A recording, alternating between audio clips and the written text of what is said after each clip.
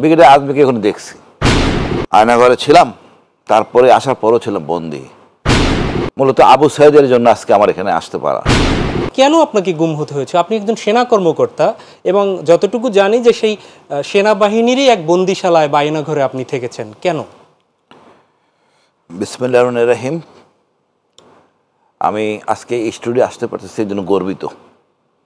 মূলত আবু সাইদের জন্য আজকে আমার এখানে আসতে পারা, আমি তাকে সম্মানের সহিত শ্রদ্ধা করি।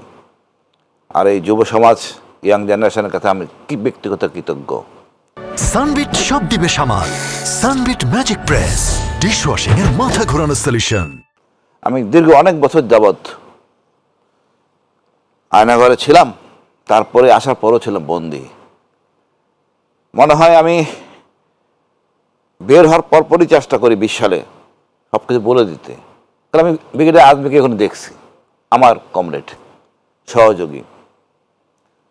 আমি আলজাদের রেখে বলি, কিন্তু এটা আসে নাই।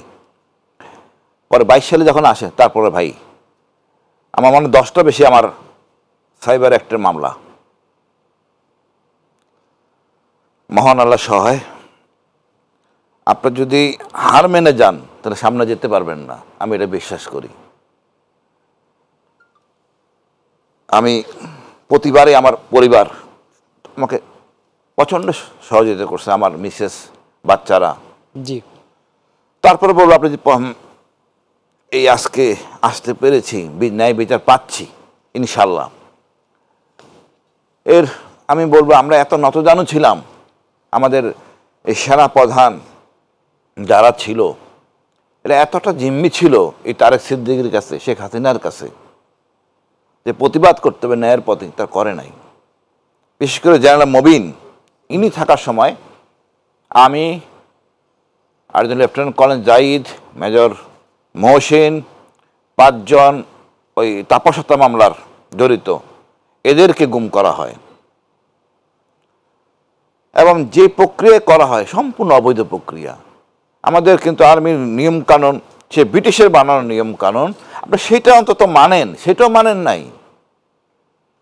আপনি আমাকে ফ্লোরে ফেলে রেখে দিয়েছেন, এখন তো আপনাকে জবাবদিহি করতে হবে। সেই জেনারেল মবিন যদি একটুখানি বলতো আমি আইন মেনে করি, আজকে কিন্তু এত অবক্ষয় হতো না। আজকে যত ক্রস ফায়ার দেখেন যে এইগুলি আসতেছে আমার দেশে বা অন্যান্য জায়গায়, এই অবস্থায় আমরা আসতাম না, একমাত্র জেনারেল মবিনের নত জানু সিদ্ধান্তের জন্য। আর যেটা আপনি পারবেন না সামলাতে, সেটা করা আপনার দরকার নেই তো। মইনু আহমেদ 111 সৃষ্টি করে বিডিআরের ঘটনাটাকে উনি তোফা হিসেবে দিয়েছেন, ওনার দায়িত্ব ছিল, অনেক করেন নাই।